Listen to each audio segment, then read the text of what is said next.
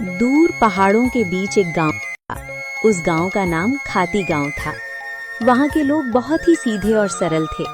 गांव के लोगों का जीवन खेती पर निर्भर था। उसी गांव में मोहन नाम का एक गरीब किसान रहता था। मोहन के परिवार में उसकी बूढ़ी माँ सरस्वती देवी, उसकी पत्नी विमला और उसका 5 साल का बेटा दीपक था। मोहन के पास थोड़ी सी जमीन थी जिसमें वो खेती करके अपने परिवार का पालन पोषण करता था। उगता हुआ सूरज दुनिया के लिए रोशनी लाता है, पर मोहन के लिए ये सिर्फ एक और दिन की जद्दोजहद लेकर आता है। फूस की छत से छनकर आती रोशनी सीधे उसकी बीमार माँ के चेहरे पर पड़ती है। मोहन, आज दीपक को क्या कहूंगी? कल रात उसे बहलाकर सुला दिया था कि सुबह उठते ही गर्मा गर्म खाना मिलेगा। अब वो जागने वाला है, चूल्हा ठंडा पड़ा है और मेरी ममता लहूलुहान हो रही है। क्या हम इतने बदनसीब हैं कि अपने बच्चे को एक वक्त की रोटी भी नहीं दे सकते? भरी आंखों से। बिमला, तुम्हारी ये खामोश सिसकियां मेरे कलेजे को चीर देती हैं। मैं किसान हूँ, धरती का सीना चीरकर अनाज पैदा करना मेरा काम है, पर आज किस्मत ने मेरा ही सीना चाक कर दिया है। जमींदार के चक्कर काट काट कर पैर के जूते घिस गए, पर वो उधार देने को तैयार नहीं। पर हार नहीं मानूंगा, आज फिर जाऊंगा। शायद खुदा को मेरी मेहनत पर नहीं तो इस मासूम दीपक की भूख पर तरस आ जाए। सरस्वती देवी अंदर से खांसते हुए, बेटा मोहन, पास आ। देख, मेरा अंत समय करीब है, पर मुझे अपनी मौत का डर नहीं है। मुझे डर है कि कहीं मेरी गरीबी तेरे जमीर को न खा जाए। बेटा, भूख बहुत बड़ी चीज है, बड़े बड़ों का ईमान डिगा देती है। पर तू वादा कर, चाहे पेट पीठ से सट जाए पर कभी किसी का बुरा नहीं करेगा। भगवान की लाठी बेआवाज होती है पर चोट गहरी करती है। माँ, आपके संस्कार ही मेरी पूंजी है।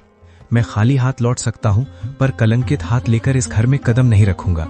मोहन जमींदार के घर चला जाता है। नंगे पांव, फटी हुई कमीज और आंखों में उम्मीद की आखिरी चमक लिए मोहन जमींदार की हवेली के बाहर खड़ा है।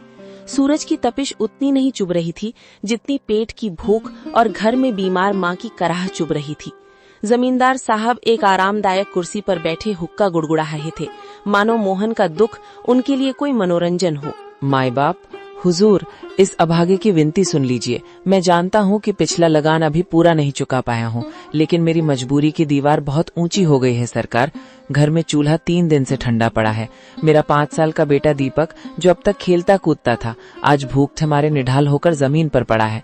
वो मुझसे रोटी नहीं मांगता सरकार, बस अपनी पथराई आंखों से मुझे देखता है और उसकी वो खामोश नजरें मेरे कलेजे को छलनी कर देती हैं।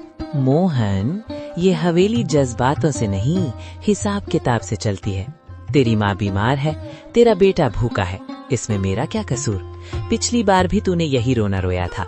ये धरती प्यासी है तो मैं क्या करूं? मुझे अपनी तिजोरी भरनी है, तेरी गरीबी का बोझ नहीं उठाना। हुजूर, आप तो गांव के अन्नदाता हैं। अगर आप ही हाथ खींच लेंगे तो हम जैसे छोटे किसान कहाँ जाएंगे? मुझे बस थोड़े से आलू और मटर के बीज उधार दे दीजिए। मैं दिन को दिन नहीं समझूंगा, रात को रात नहीं देखूंगा। मैं अपने खून पसीने से उस बंजर जमीन को सींच दूंगा। मैं वादा करता हूँ सरकार, फसल कटते ही सबसे पहले आपका कर्ज चुकाऊंगा। मेरी माँ घुट घुट कर मर रही है, उसे दवा चाहिए। हुजूर, एक बाप होने के नाते मुझ पर तरस खाइए। क्या एक गरीब के बच्चे को जीने का हक नहीं है?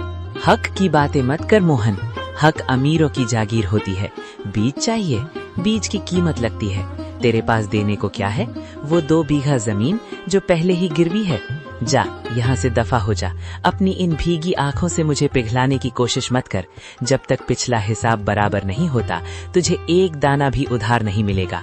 हुजूर, आज आप मुझे यहाँ से खाली हाथ भेज रहे हैं, पर याद रखिएगा, गरीब की आह बहुत गहरी होती है।